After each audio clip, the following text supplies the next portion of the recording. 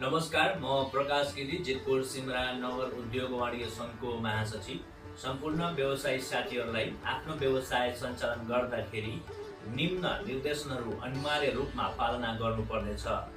प्रत्येक वस्तुमा अधिकतम खुद्रा मूल्य एमआरपी स्पष्ट रूपमा अङ्कित गरिएको हुनुपर्छ।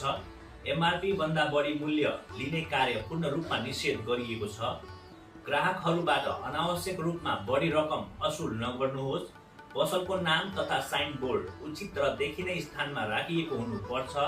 प्यान नम्बर र ब्याट नम्बर स्पष्ट रूपमा देखिने स्थानमा प्रदर्शन गर्नुपर्नेछ।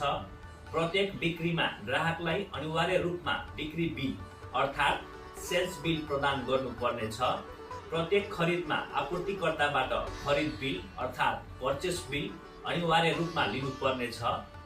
खरिद तथा बिक्रीको सम्पूर्ण अभिलेख अर्थात् रेकर्ड्स नियमित रूपमा राख्नुपर्नेछ।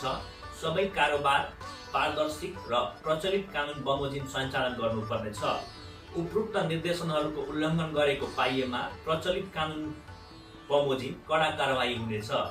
सम्पूर्ण व्यवसायीहरूलाई यस सूचनालाई गम्भीरतापूर्वक लिई पूर्ण पालना गर्न अनुरोध गरिन्छ। साथीहरू, यी निम्न निर्देशनहरू पालना गर्नुहोस् र जरिवानाबाट बचौँ। धन्यवाद।